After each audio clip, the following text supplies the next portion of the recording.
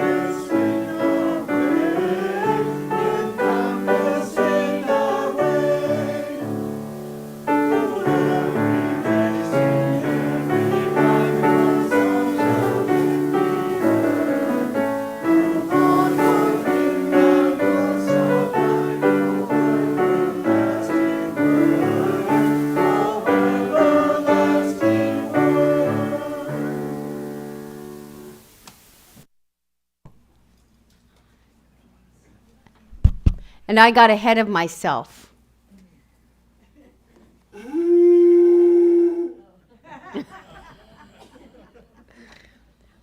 can't stand losing my memory, which is what I'm doing. That was just 5 minutes ago. I knew I needed to do that. Good morning. My name is Shelley. I'm your worship associate for this service of the Unitarian Universalist Fellowship of Charlotte County. We are Unitarian Universalists by John Higgins. Welcome to this place. This is a home where no revealed truths are promoted and no scripture or human being accepted as infallible. This is a place for searching for truth. But we are believers. We believe in intellectual freedom. We believe in justice. We believe in compassion and concern for each other and the whole world. We believe in commitment to those ideals which make us caring and active in the struggles for human dignity. We are Unitarian Universalists. For whatever reason and however you came, you are welcome here. A couple of things that I just want to remind you. This service is being broadcast on YouTube video and will be available as a recording on the UUFCC. I will never get that right. YouTube channel after the service. If you're watching via YouTube, you may very well want to have a chalice or a candle to light for the service as well. I wish to express my gratitude to all those that make this service possible. Corey, Tom, and Doug for their expertise in technology and sound. The buildings and grounds team, a lot of people, especially Laura, that make our space beautiful. Our greeters, Margaret, our music director, the choir, Trudy, and all those who help in the kitchen, and our office staff, Anna and Sandy. I also wish to express my deepest gratitude for those who support our fellowship with their financial support through their pledges. Welcome. So before we go further, I wanted to ask if there's any new people in the service or returning from a long time.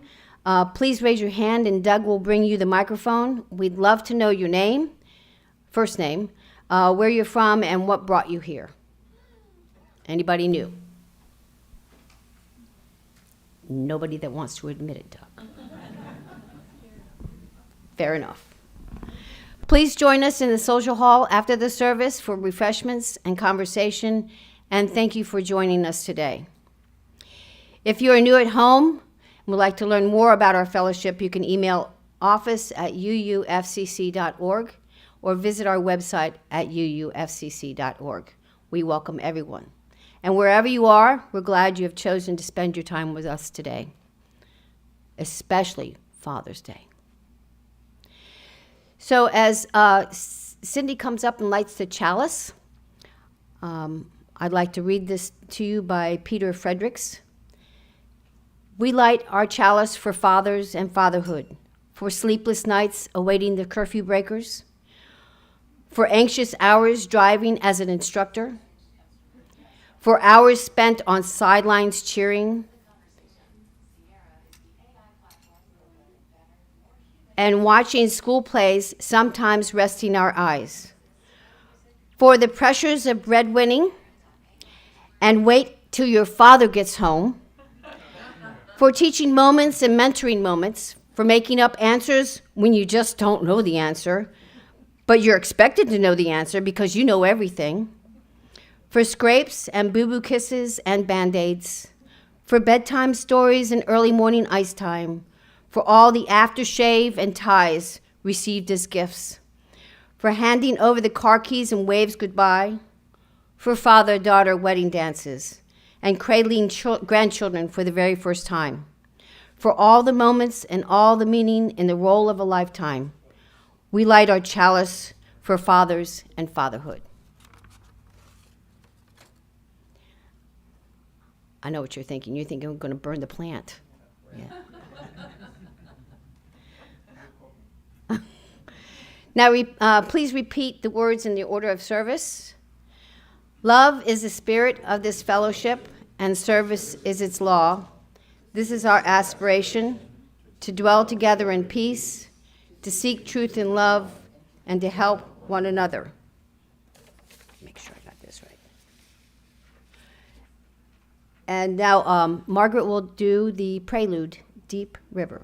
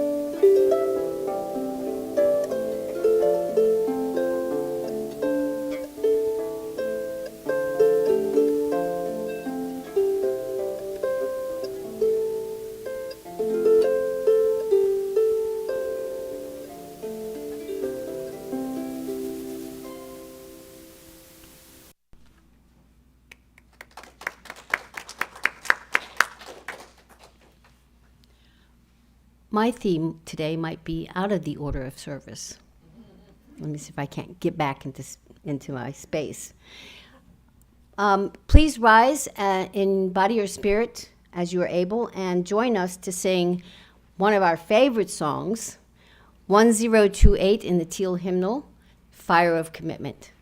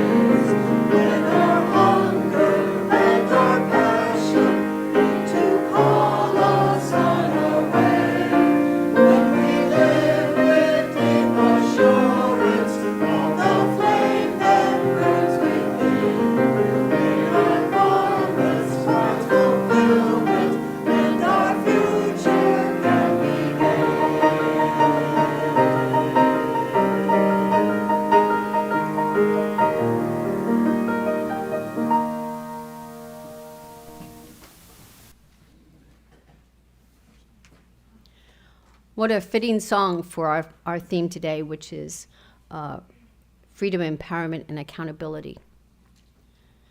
Start with these opening words. Spirit of life, may we walk in the light of freedom, not as a gift taken for granted, but as a calling we answer with courage. Let us use our voices to uplift the silenced, and our hands to build justice, and our hearts to protect the dignity of all. In freedom we may find purpose. In purpose may we find peace. May it be so. Amen. In our community, the Book of Life is where we share our joys and sorrows and life milestones. I actually have the Book of Life up here. So our Book of Life offers you the opportunity to share your joys, sorrows, and life milestones with the rest of us by writing them in this red book. looks like this, and it looks like we're going to need a new red book pretty soon. There's only a couple of pages left. Or by emailing them to bookoflife@uufcc.org by Saturday before the service. After I read the entries here, you'll be able to drop a stone in the water to commemorate directly the deep sorrows or joys that you're holding with you today. Please be aware that they are publicly broadcast on YouTube for privacy reasons, and we ask that you save any announcements, please, for the Life of the Community part of the service, and there will be a lot of announcements as I'm looking at them today. All right, so this is from Dennis. Sue B. was released from the hospital last Monday. She's healing following her very serious fall. However, as soon as we came home, her husband, Q, was admitted to Fawcett with COVID and pneumonia. He was released Thursday. Sue's daughter is staying with them for the time being. When it rains, it pours, right? Yes. We wish her all well. Jonathan P. is moving to Camp Hill, Pennsylvania to be near his daughter for health reasons. I shall miss him greatly. Maureen. P.S. He'll miss you all greatly too. Now, if you'd like to come up and place a stone in the water and share with us your deeply held joys or concerns or sorrows, please step up now.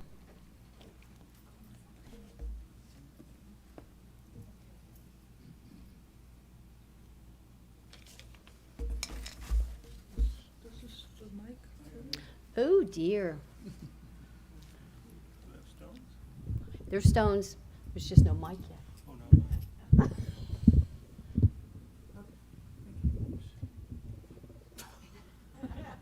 Okay. Is it on? Now are you on? Is it on? It's on? Yeah. It's on. Okay. My joy is Jamie's back. It's been 2 months. He's been sick for 2 months. So he's finally here. So a month in the hospital, 2 weeks in rehab, and now 2 weeks he's able to be here today. So I'm very grateful for all your support. Thank you.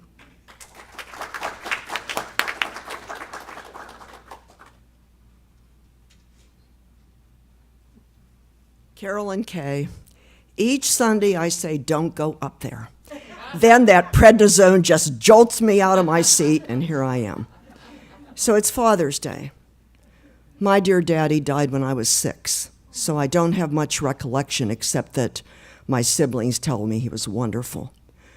My own husband learned that he was a father when the chaplain went to him on the aircraft carrier in the Gulf of Tonkin and said, your wife had a baby boy. That baby boy is now deceased, but I have 2 other wonderful baby boys. This is an homage to all of you men.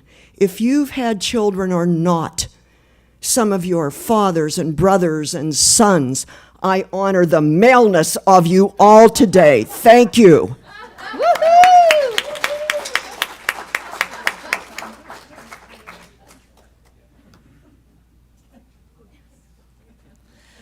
I just have to share an image with you of me as a little girl putting curlers in my father's hair, and he let me.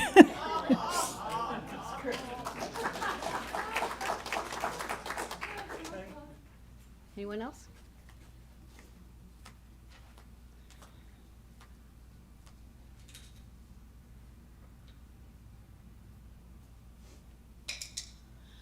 This first stone is for Lori and Jackie.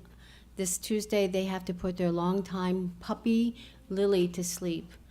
And we know how hard that is, and all of us are thinking of you and wishing you well.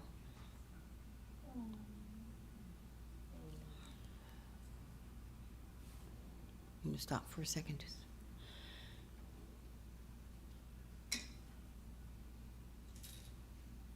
To make it a little bit on the brighter side. Lori reminded me of when we used to spray my grandfather's hair with, you know, that spray dye that you used to do and put makeup on him, and he just let us do it. It was just amazing. He loved the attention, so. And this last stone is for all those joys and sorrows and concerns that are either too painful or something you're not ready to share, or you feel like you need to say, keep them within you.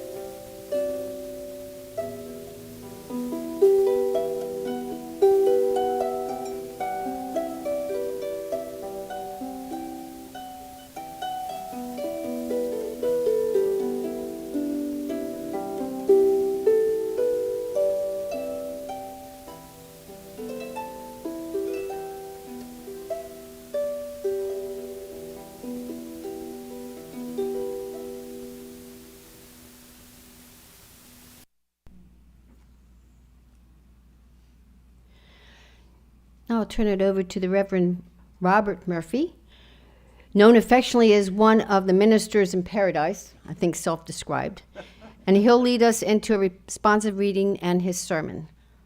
Rev Bob. Oops. Mm-hmm. Want to get this out of the way? There we go.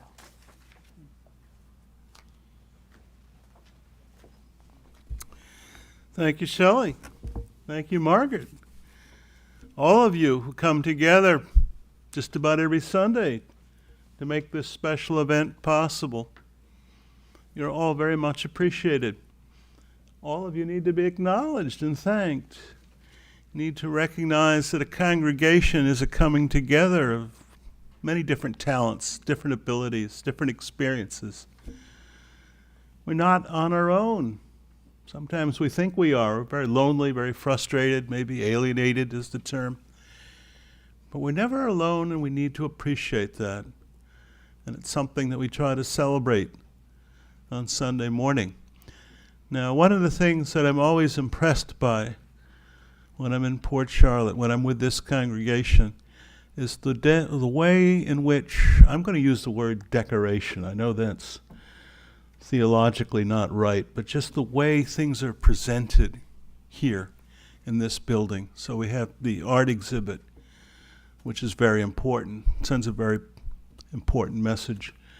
And different religious symbols are displayed, and that sends a message too, which is probably unique to religious groups here in Port Charlotte. You probably won't see this sort of thing in most churches or other religious buildings.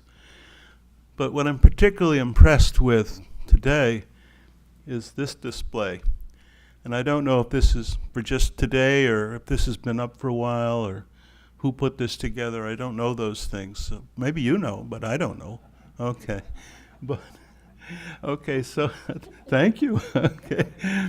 This is the way I interpret it. So, you know how these things are. They're very subjective. But this is my interpretation.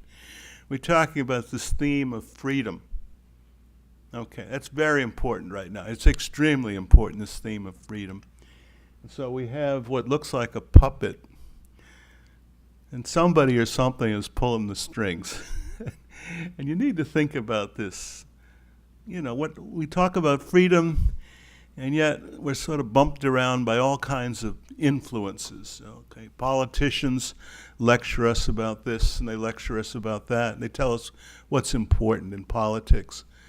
I was listening to two political figures the other day, and they're both very liberal, and they're well known, but I won't name them, but you would recognize the names.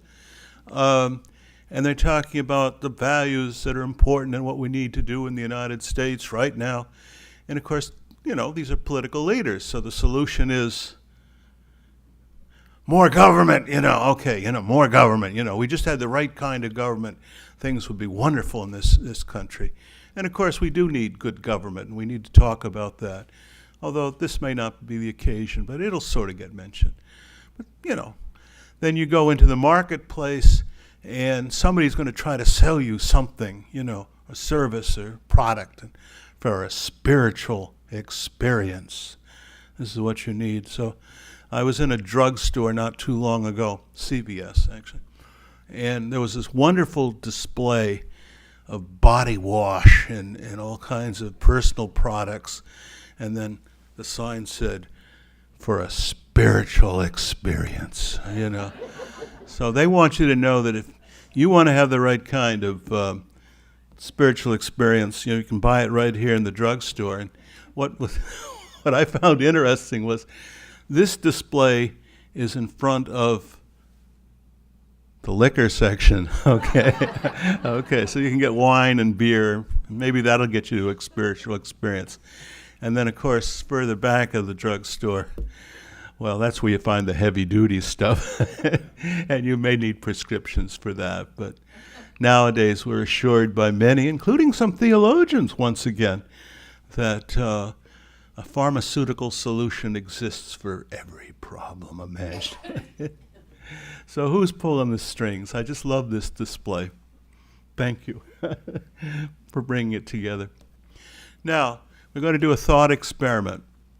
I want you to think about what your world, what our shared experience was like 12 months ago. So all the way back to June of 2024, 12 months ago. Now, last year at this time, much was being said about diversity, equity, and inclusion. DEI didn't have to be explained. We all knew what DEI was, right? And we were all in favor of DEI. Big corporations were investing in DEI programs. They were bringing all kinds of counselors and teachers on board to explain this new concept. And the military was heavily involved with DEI. And the public schools were involved with DEI.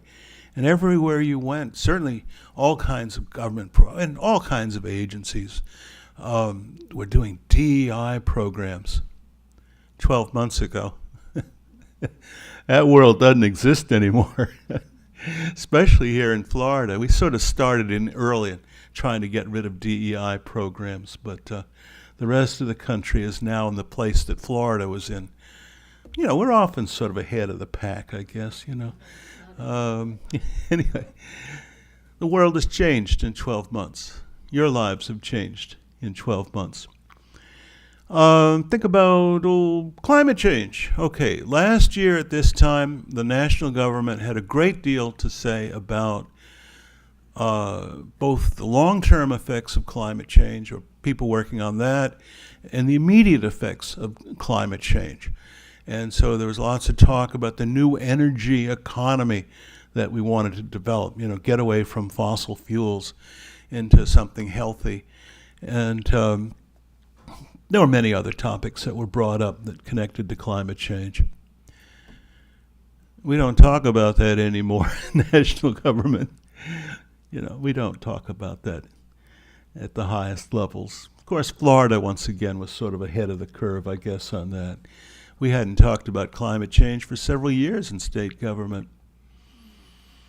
Nowadays, and this would have been unthinkable, I think, 12 months ago. Nowadays, we're talking about maybe we won't get rid of FEMA, but maybe the program should be greatly reduced. Maybe too much involvement with all this disaster preparation and response. Maybe we don't really need it in national government. Maybe Florida can sort of take on the program, here locally. Even the Weather Service is under attack. How much weather information do you really need to know? Do you really need to know that a storm is going to hit this place in 3 or 4 days? Grandparents didn't have that advantage, and they did okay, right? So maybe we don't need a beefed up weather service supported by government. And this would have been unthinkable to have talked like that 12 months ago. But the times have changed in 12 months. Democracy. Well, we already sort of were into voter suppression kind of early here in Florida. We've been doing that for a few years. It gets more and more complicated just to figure out how to register to vote, and then, maybe your registration expired and you got to go back and do it again, and vote by mail has become difficult. And, democracy was sort of kind of threatened back then, 2 or 3 years ago. And now the situation is a good deal worse, okay? So freedom of speech. You could be at Harvard, you could be at a place like that, It's not quite as easy as it used to be to speak out on unpopular issues. There are some other things that need to be noted, and there are all kinds of people, right and left, who really wonder how much longer American democracy can survive. The times have changed that much in 12 months. 12 months ago, the National Unitarian Universalist Association brought everybody together, or many people together, for the annual convention, which is called the General Assembly. And we talked about revising our values. Okay, we need to change the language that we use to explain who we are, what it is we want. And of course, I believe the new statement is right here. And this required several years of work, actually, but it all sort of came together last June, and after more debate, more questioning, more suggestions, proposed amendments, we finally arrived at a new statement. And it seemed difficult at the time to get to that consensus. And yet, looking back 12 months later, that was the easy part, okay? New statement, we'll put it on the wall, maybe put a copy on the bulletin board, everybody will be happy. 12 months later, after the fact, though, we have to ask, how do we move this into action? How do we move faith into action? How do we make any of this happen? That's where the challenge comes.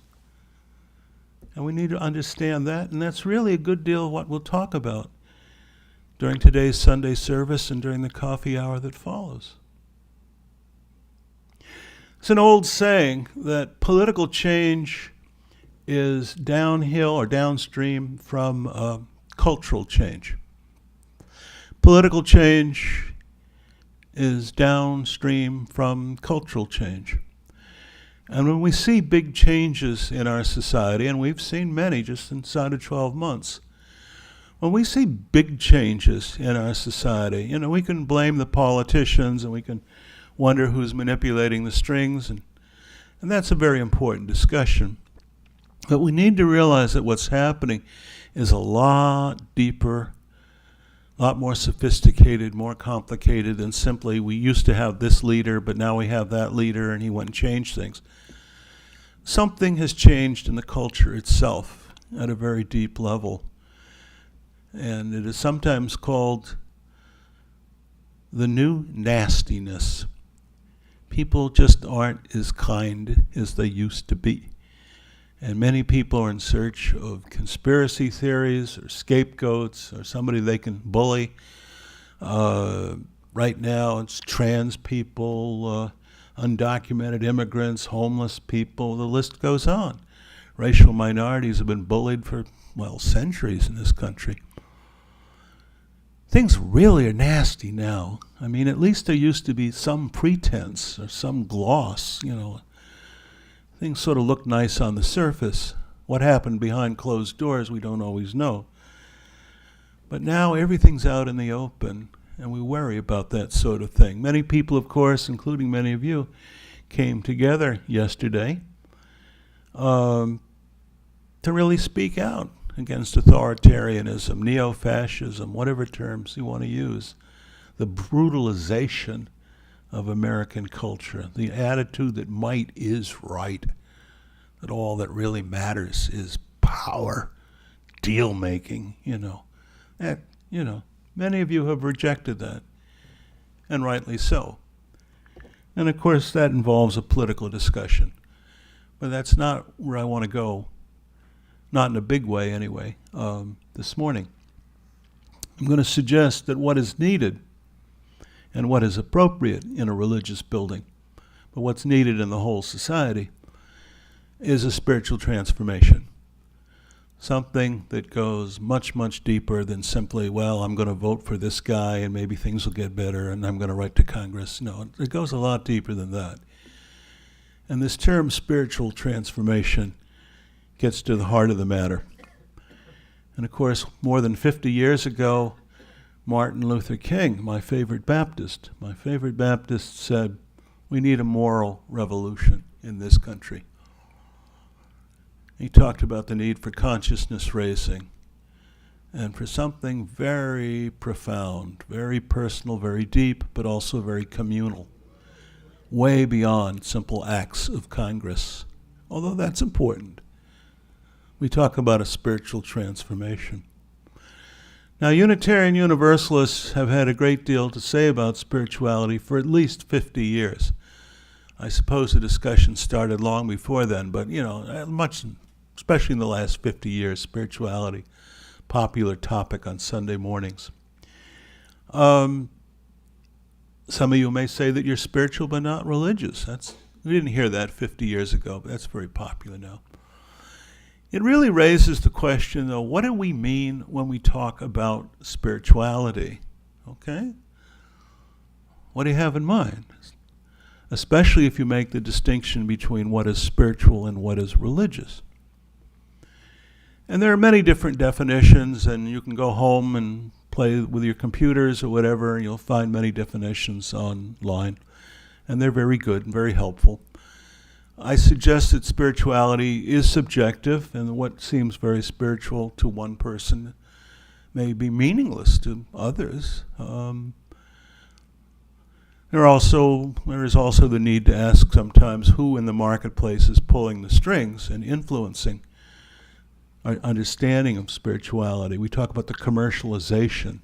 I mentioned the drugstore experience, the commercialization of spirituality. But beyond that, keep going deeper into the discussion. I suggest that spirituality is an experience. It can be very private. It may happen to you in a hospital room when your physician visits with whatever news they deliver. It may happen in a family situation, maybe on a holiday, Father's Day perhaps. It can be very personal, very much a family experience perhaps. It can also be a community experience. And that's something important to understand. Years ago, in one of my congregations, we had a Hindu visitor, a bit of a mystic, I suppose, and he said, all of you without exception will have spiritual experiences if you have not had them already. It's the moment when you understand, when you really understand what is important. You will have that experience if you have not had it already, said the visitor. And we had a good, solid atheist with us. And there may be some atheists present today who don't like spiritual talk, And she said, how will I know when I have had a spiritual experience? And I'm not going to try to duplicate the Indian accent. I don't like accent stories. You will know. Was his response. You will know. How will I know when I have had a spiritual experience? You will know. You will know. How will I know? We go around and round on this, for several minutes. Sometimes that happens with Unitarian Universal. How will I know? What do you mean by this? What do you mean by that? You will know. You will know, And I think after that we broke for coffee. We went on some other topic. I don't know what he did, but it didn't get resolved. But I do appreciate what the mystic, at least I think I can appreciate at some level what the mystic was saying. There are a lot of things that are hard to explain, to put into words, although poets and others have tried. It is a subjective experience, this thing called spirituality. But when it hits you in your moment of enlightenment or epiphany or whatever you call it, you will know. You will know. The Buddha was asked, Siddhartha Buddha was asked by his disciples, "What are you? Are you a god?" No. Buddha said, "I'm not a god. Teacher, healer, whatever. What are you?" And the Buddha simply said, "I am awake. I woke up." You can say you're woke. Can we say that in Florida? No, we can't say. All right, we won't say that. That's what enlightenment means to much of the world. This process of waking up to what is really, really real and what really matters. And of course, in the great moment when he's challenged, how do you know these things? The Buddha simply, this is a good thing to remember in your family gatherings. How do you know all this stuff? The Buddha simply reached down to the ground and touched the ground. The earth will bear me witness. Okay. Now keep that in mind. You will know. You will know. Zora Neale Hurston, one of our great Florida writers, of course, wrote a book called Their Eyes Were Watching God. So how many of you know that book? All right, a few people. That's one of our Florida classics. I recommend it to all of you. It's about the 1928 Okeechobee hurricane, which did one of the big disasters in American history and did an enormous amount of damage in southern Florida to property, and it killed at least 2,500 people. And historians are constantly revising the number, and it goes up and up and up. One of the reasons is that the number is being revised is that most of the people who died because of that hurricane were farm workers, many of them migrants, and it's estimated that at least 75% would have been black. So this is who's killed.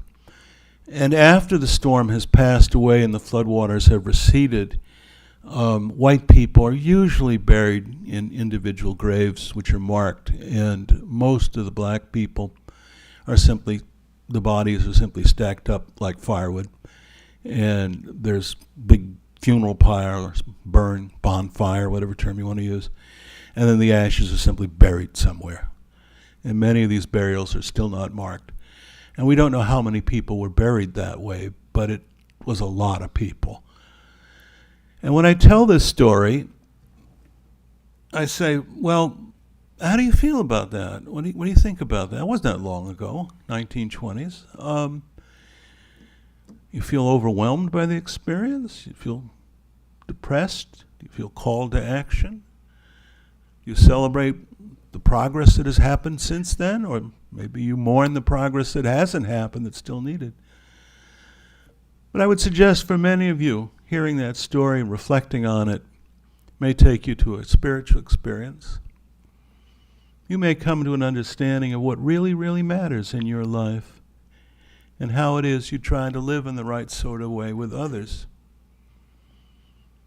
9/11. You're talking about that, some folks not too long ago. I think most people in this room right now can remember the 9/11 experience. It wasn't that long ago. How did you respond? Did you rise to acts of heroism? Did you fall into depression?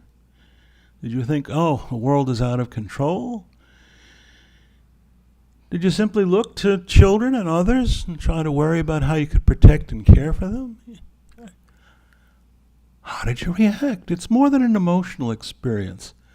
I suggest that it gets very much into questions about values and the need quite often for spiritual transformation. I'm going to make 3 points about spiritual transformation, what is happening, and I think what is needed. Friends of mine who are Buddhists will often say, be here now. You remember Ram Dass, I think, wrote a book with that. Be here now. Okay. Be in the present moment. Try to think about what's happening in your body and your personal experience, and try to think about what's happening in this larger situation, including sometimes who's pulling the strings. Okay. be in the present moment. Every year, for, well, several years anyway, I have gone to climate change conferences, which typically happen around Earth Day, April 22nd, close to Easter, Passover in some years. And typically we talk about Al Gore's famous movie, Inconvenient Truth, and then we talk about solar panels, and we talk about barrier islands, and we talk about carbon footprints, and maybe we should all go out and buy a Prius and other things. And that's a good conversation. And sometimes we literally howl at the heaven, literally, to express our grief for what is happening in our lives. And we've been doing that now for several years, and then afterwards we go home. And this year, the conference director said, well, see you again, next year, next semester, is actually what she said, the fall semester. And thank you for coming. And a couple of people said, hey, wait a moment, we're moving into hurricane season, and it's going to happen June 1st. And the weather is going to get very hot. And based on recent experience, we anticipate maybe a couple of hurricanes and some other problems here. And this is what life looks like in the present moment. Oh, well, yeah, I guess maybe next year we'll talk about that.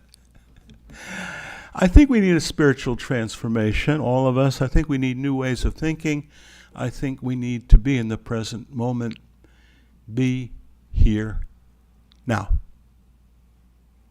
You don't have to be a Buddhist to appreciate the point. Spiritual transformation, okay? Jesus of Nazareth was a very famous teacher and healer, said simply, love one another. Love one another. I mean, we hope you love yourself. I think most people do. But love one another as well, and try to extend that circle of moral concern outwards. Because the people pulling the strings don't want you to think that way. Okay, they want you to think that maybe big corporation, big government, local drugstore, local liquor store, maybe they've got the solutions to your problems. But that's not where it's at. And I think as we experience a spiritual transformation as Unitarian Universalists, we begin to appreciate the point. So we have a new set of values, and all of the values are important. And all of these values are woven together, and at the center is this experience of love. And that can be difficult to grasp and difficult to put into action. But we now say, for the last 12 months anyway, this is what's important to us as Unitarian Universalists. But how we do this in the world, that's going to be difficult. We live in an era in which many people are being criminalized simply because they're homeless. Okay, and they decided to sleep in a public park or in a doorway or whatever. That's regarded as criminal activity. Undocumented migrants, whether they're at Home Depot looking for jobs or whether they're working in a motel or whatever they might be, suddenly the Iceman wants to find them. We've got some protests right now in Los Angeles and some other cities. Try to love people, and especially the people who are very much in need right now of your attention and your support. Our president, our UUA president, not that guy in the White House, don't talk about him. The president of our association, Sophia Betancourt, says, we are a sanctuary people. That's who we are, and that's what we do. Sometimes government agencies are helpful, and sometimes they are not helpful. And we need a moral vision that goes beyond simply how do we get to good government. Sometimes government's helpful, and sometimes government is dysfunctional, and sometimes government is part of the problem that we are trying to solve. It can vary. But if you look at our history, some of our great moments have happened during times of, spiritual transformation. So we think about the experience with the Underground Railroad, 1830s, 1840s. Slavery was legal, and yet many congregations found ways to help people who were trying to get out of enslavement, move them towards Canada, move them towards the British Isles in the Caribbean. Think about what happened in the 1930s, 1940s, when the United States was still neutral in World War II. There were a lot of people trying to escape from fascism, people looking for safe houses, looking for means of escape through Spain or Portugal or whatever. And that's how our Unitarian Service Committee got founded, to get people out of fascist Europe. And we were pretty good at it.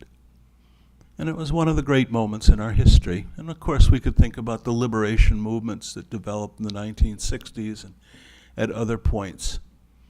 We've often been a haven for LGBTQ people who really weren't welcomed in most religious organizations and still aren't welcomed in some places. We need to love one another. And as our president, our Unitarian Universalist president says, we need to be a sanctuary people. The old-time Universalists back in the olden days would say, we will be saved together or not at all. We will be saved together or not at all.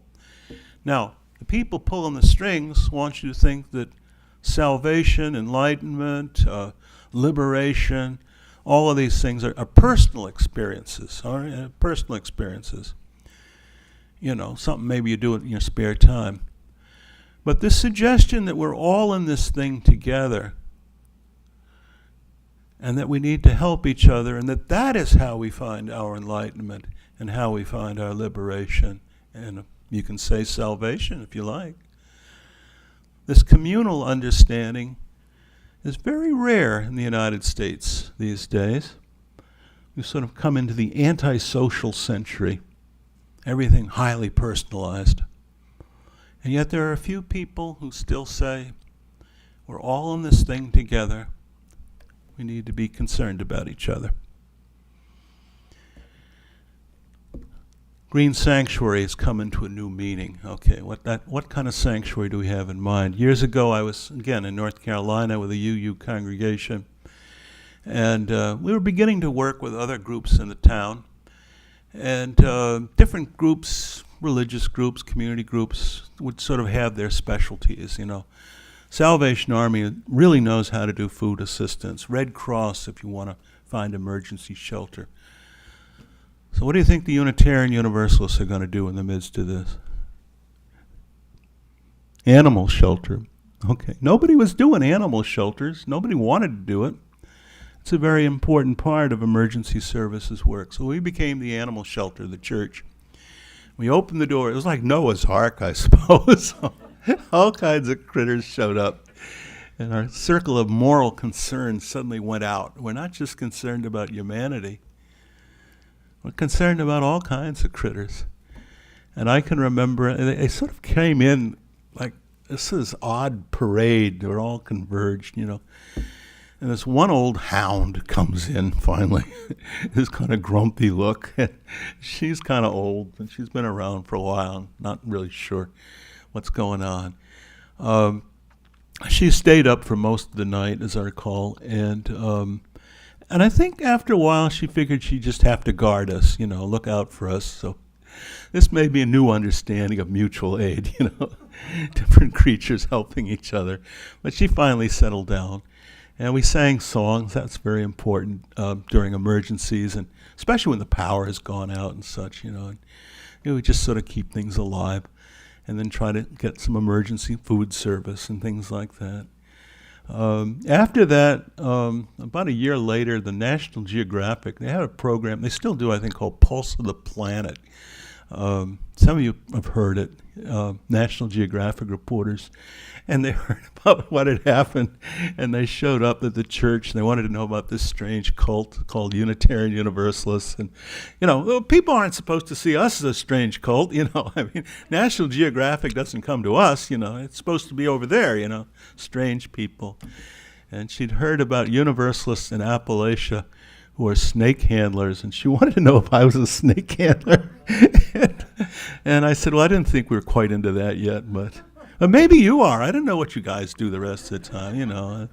So anyway, we're all in this thing together, and we will find, well, we will be saved together or not at all, as the old-time Universalists said. I'm going to end with one story.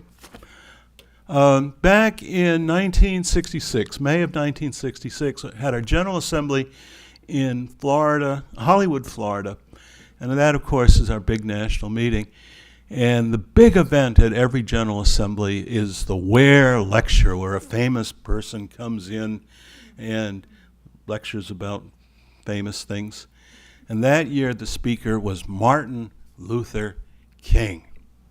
Okay, Dr. King came to the Convention of Unitarian Universalists, and he thanked us because many Unitarian Universalists had been in the march, the Selma March, and had participated in other civil rights actions, North and South.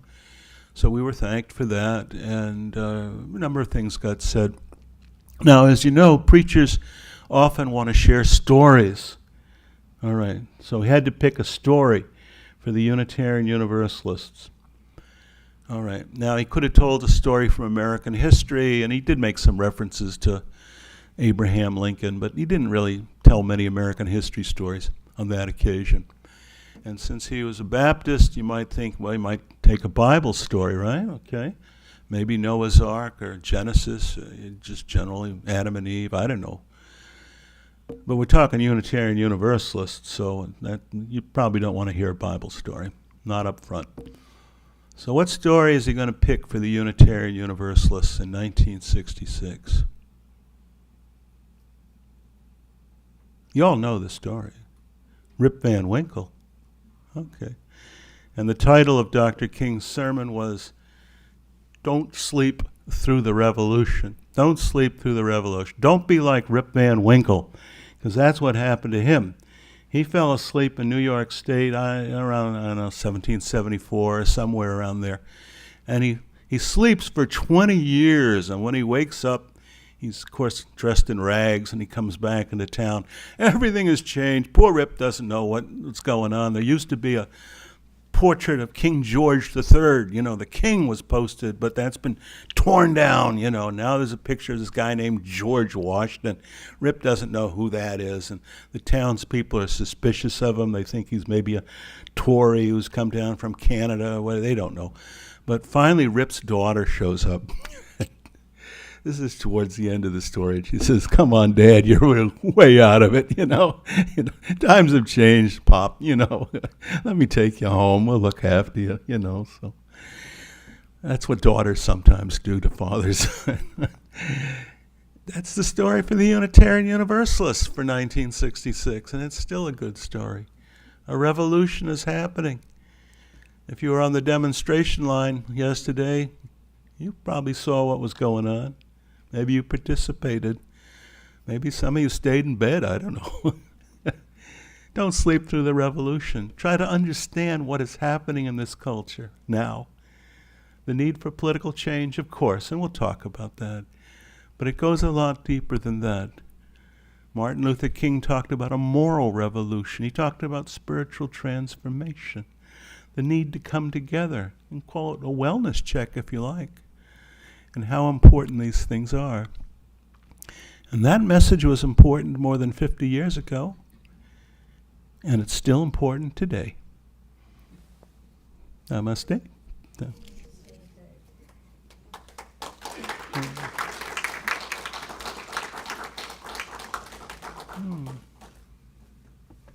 Thank you. Excellent.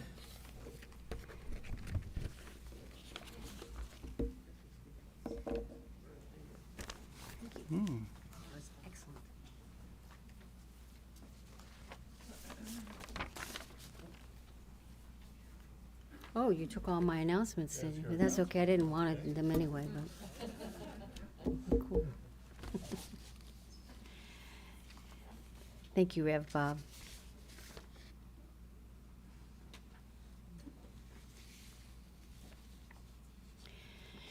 So next we have Miss Margaret, and her offering for us is a song that she wrote about her father, and then we'll do the offering for the church, or fellowship.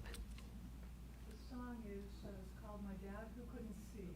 My dad was blind, and I wrote a poem about him about 10 years ago, and just recently I changed it into a song and got rid of things and changed it around. So, and I'm writing a book based on the poem, I guess. And so there's a story in here where I was his seeing eye child, and I had a harness, and I was on a leash, and my dad took me down to the big town square.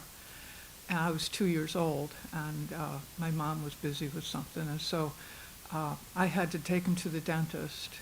So I took him down to this Watertown, Mass. Took him down to the big town square, and I don't know if you were in a town, but in Watertown we had a police booth out in the middle of the traffic circle, and the policeman held up his hands when he wanted to stop. And well, I took my dad, we got to the curb, and I saw the policeman, and I just kept right on going. And so I took my dad into the middle of the traffic circle and so the policeman blew the whistle and stopped traffic all around. And we didn't die. And I got my dad to the dentist. So my dad was the one that taught me to read. So anyway, this is the song. And happy Father's Day.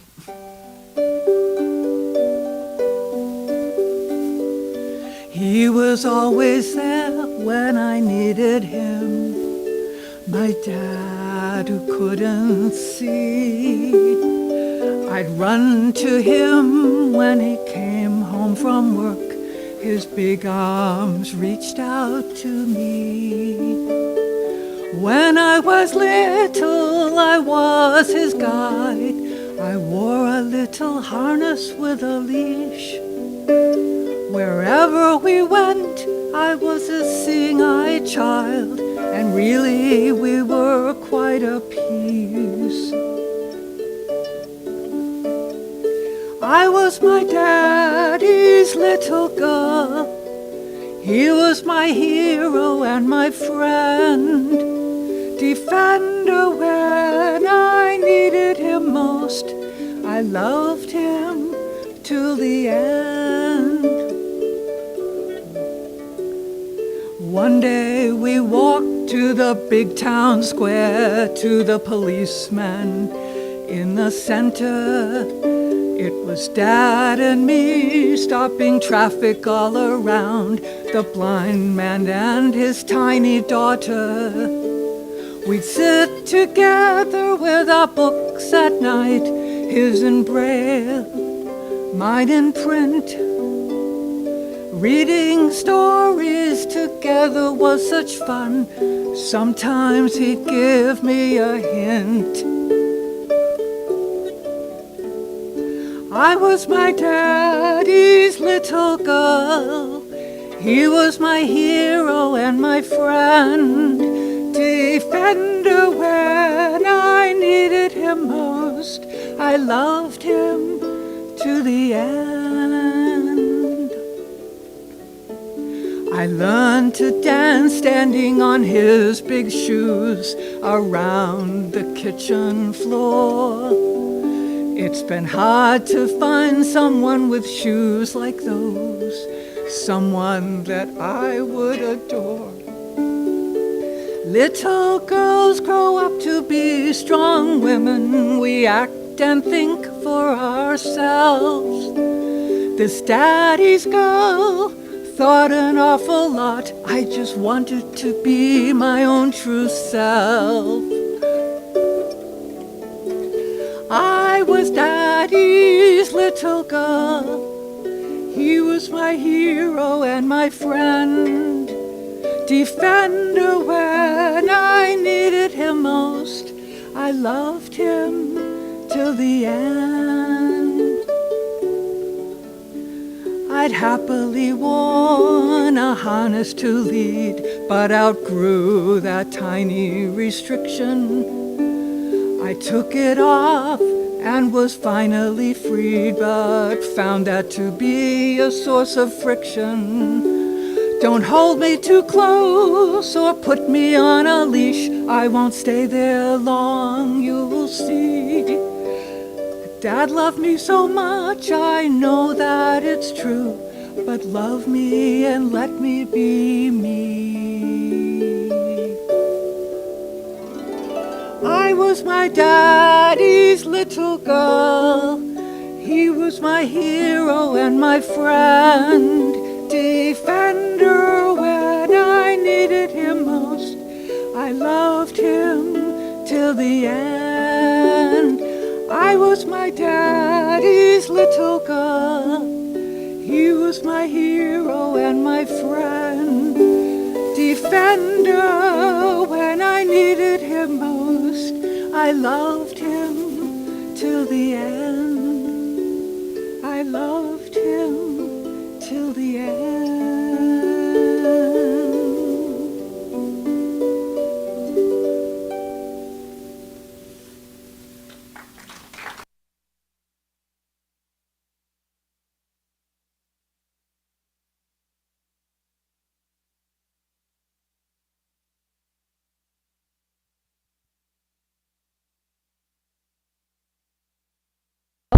There we go. Thank you. So as the baskets are being passed around, I just want to remind you that in our tradition, our congregations exist because of the generous support of members and friends.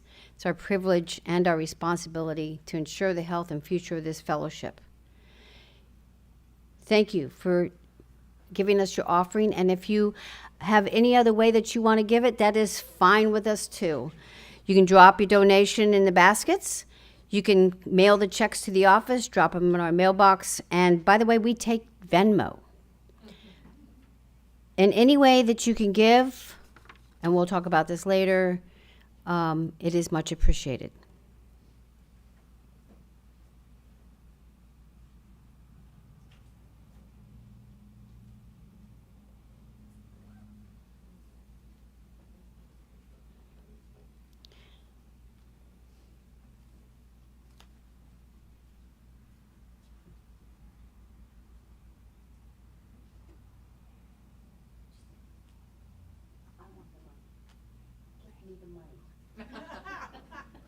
Just kidding.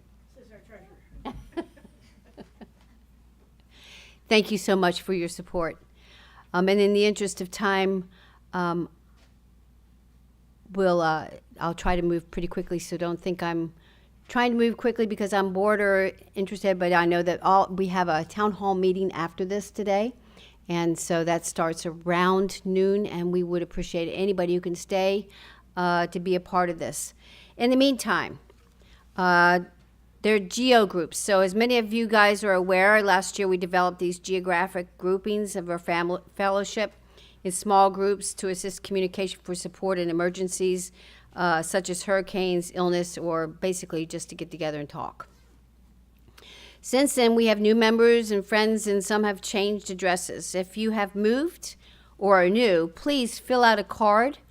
Where are those cards located? Lori has those cards.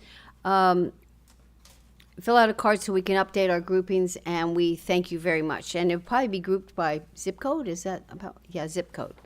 And so you'll receive that. I'll go to the easy stuff first. Happy birthday to Jackie, Lynn, and Alan, and all June birthdays. Happy Father's Day, happy Juneteenth, and join us for coffee and cake after the service. Lots of birthdays. 3 tickets are available for the Murder Mystery Dinner in Venice tonight at 5:30. Please see Lori if you're interested in attending. There's a lot of announcements here.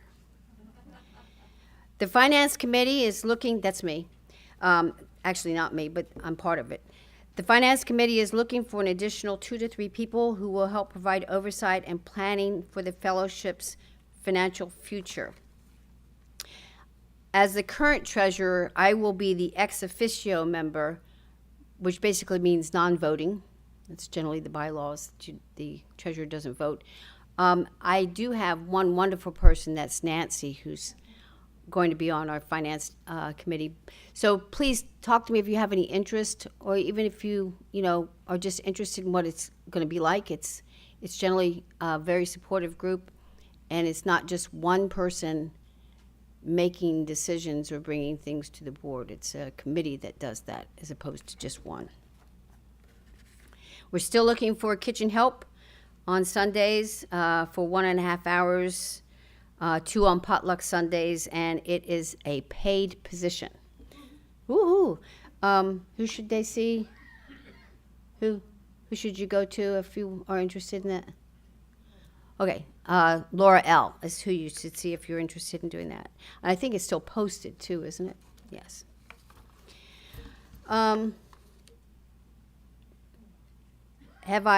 Okay, so I wanted, the last part of this in our annual meeting, and part of our, what we're going to talk about in the town hall, is as of our last annual meeting, your board mentioned the conditions that seemed right to be able to start a minister search.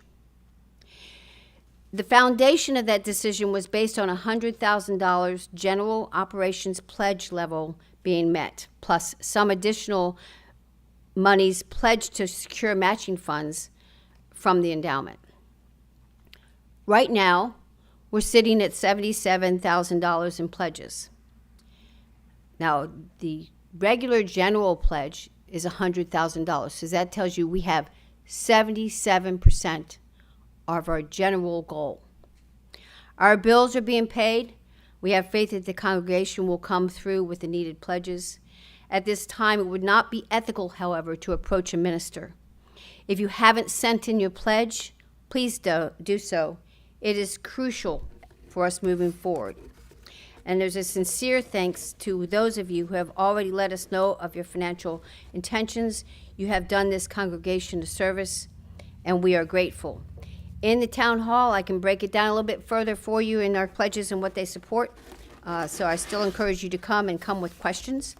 And just so happens, I have pledge forms. So if you just come to me, get a pledge form, or anybody else pledge form, and just you can put it in an envelope, or you can put it underneath the door for Sandy or Anna to get it on Monday.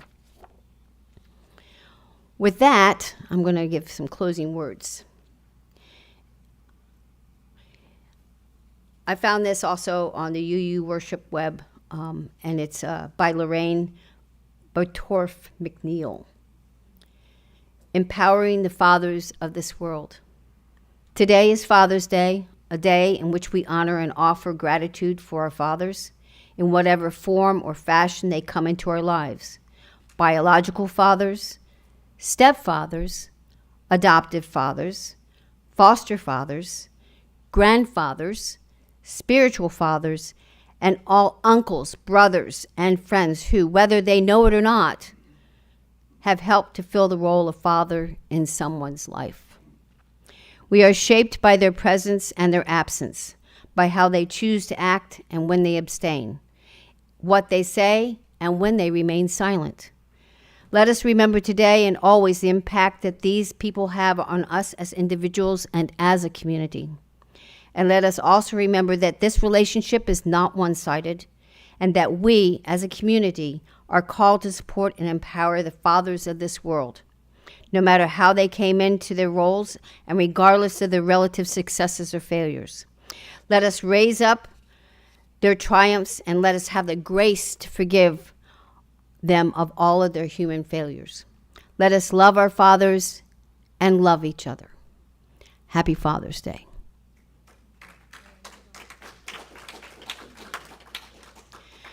Now we'll extinguish the chalice, and if Cindy would like to come out and blow it out, or however you want to do it. And this is Daring Vision by Maureen Killeran. Got it? Woo-hoo. We extinguish this chalice flame, daring to carry forward the vision of this free faith, that freedom, reason, and justice will one day prevail in this nation and across the earth. Please repeat after me the words in the service as we start to close the service today. And I'll start. We extinguish this chalice, but not the light of hope, the fire of commitment, or the warmth of community.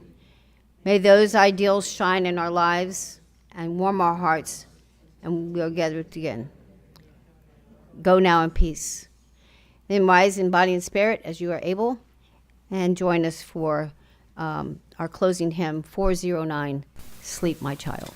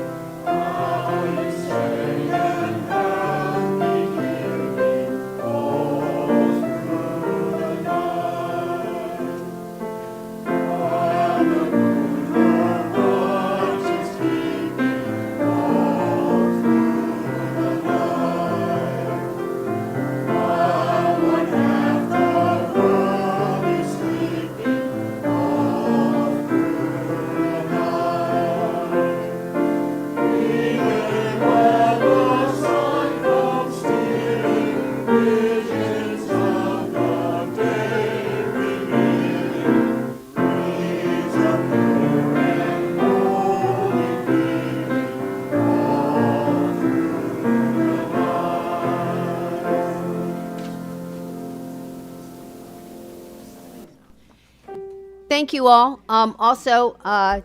Because it wasn't done exactly at the beginning, we're going to do exactly at the ending. If Don wouldn't mind blowing the conch shell. And just remember, we have a meeting in about 15 minutes, town hall meeting, and please, please stay and join us. Go now in peace.